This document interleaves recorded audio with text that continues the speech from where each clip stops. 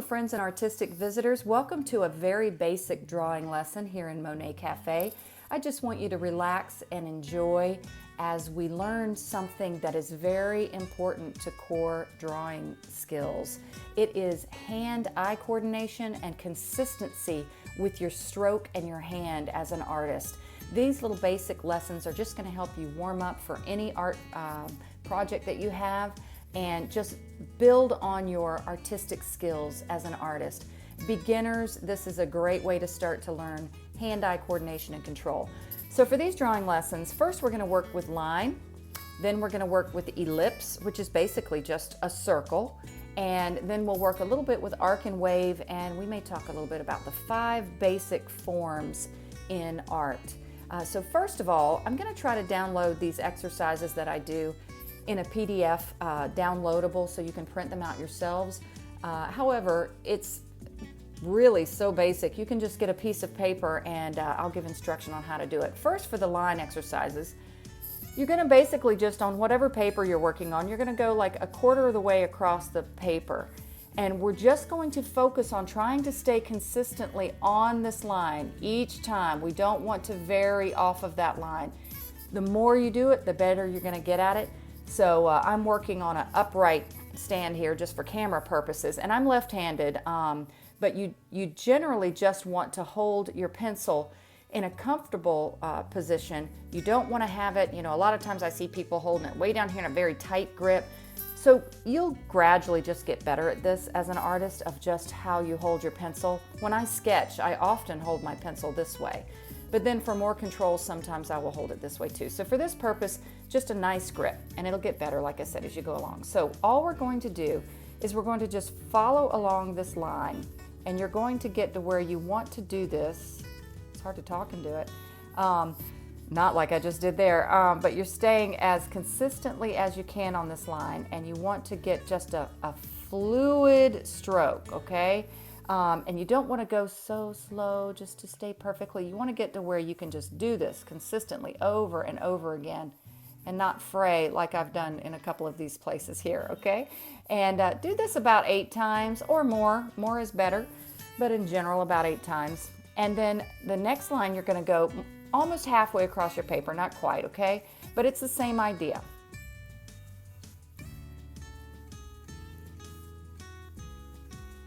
It is easier without talking. So again, you just want a consistent stroke, about 8 times there too. Then the next one is going to be almost all the way across your paper. It's going to be a little harder for me because I'm looking over my camera, but you're going to go almost all the way across the page. That was really bad. Again, trying to stay on that line. And to keep just that smooth, steady stroke every single time. You want consistency with these. Okay, so those are just basic line exercises. They will come in handy whenever you're using line for things such as cross-hatching and shading. It's where you will shade something and you will use lines consistently together like this, and you want to get to where you can keep those lines about the same distance apart all the time. Okay, so that's what it's going to gradually help you get better at. The next thing down here is going to be an ellipse. An ellipse is just a circle, but an ellipse can be a circle in various forms. It can be a circle, it can be angled, it can be more like the top of a cup or something, okay? So ellipses are just various circle shapes. So for the first one, we're gonna have just some lines equidistant apart here. And again, you can do this on a regular piece of paper. And what we're going to try to do is we're going to make circles that are about the same. That one was more of an oval. I'm not going to talk and do this. We're going to make them equal and touching the top and the bottom here. So let me be quiet and do a few of these myself.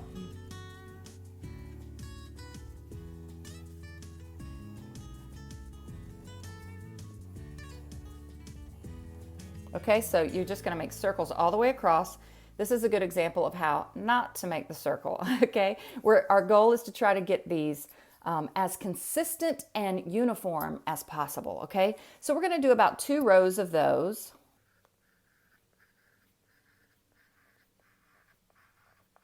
Okay, And then the next thing we're going to do is we're going to make it more of an angle with these circles.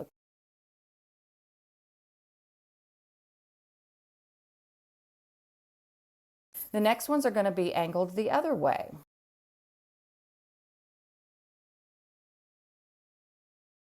Okay, so that's just basic warm-ups with ellipses to get our hands more in that circular. You'll find as you do small ellipses, you focus more on your hand being kind of steady. Larger ellipses, you use more of an arm movement with those, okay? So the next thing we're going to do over here, and I have to peek over my camera, is an arc and a wave. So we're just going to make a basic arc next to this line.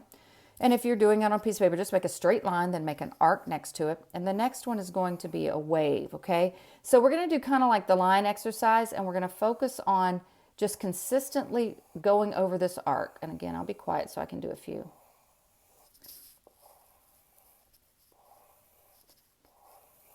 And you'll find that the more you do it, the more flowing you get with your arm and your hand, and the more consistent you get. Okay, and it's the same thing with this wave. We're just going over the wave, working on this flowing motion, keeping our pencil held, comfortably.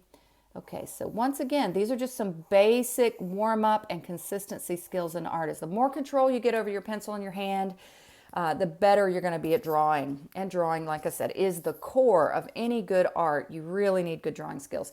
Now this down here is just for some education purposes and things you can work on too. There are basically 5 different basic forms in art. Okay, one of them we just talked about is the ellipse or the circle.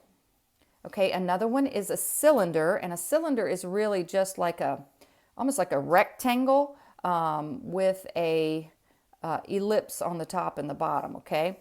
And then the next form is going to be, what do I have here? It's ellipse, cylinder, a cube, and a cube is like a 3-dimensional square, okay? And most people have learned how to make these little 3-dimensional squares in school or something. And the next one is going to be a cone, has kind of an ellipse shape on the bottom. And then the next one is a pyramid. I'm going to make it a little bit 3-dimensional here.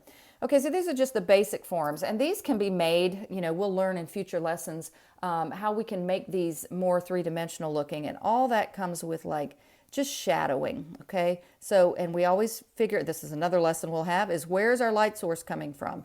So with this particular example, I'll have the light coming from this side on all of these. So really you just shade the side where the light is not, and then we can learn too about shadow.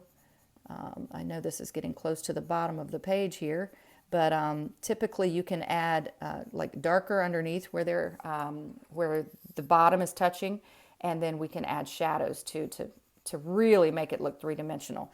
Again, shadowing the sides wherever the light is not shining, and the same with these. Okay, so these are just some really basic things about drawing that will help you get better as an artist. So we need to focus on these things. We need to practice. And so I encourage you to just practice these. This is not the fun part like the color and painting and things like that, but it's really more important than that. So we can just grow as an artist. I hope you learned something from this. Keep checking back for these basic skills and have fun. Like I said, make your little art experience your time and your place, and your little getaway to learn something new. It's always fun to learn new things. So thanks for joining me in Monet Cafe, and check back soon. Thanks, guys.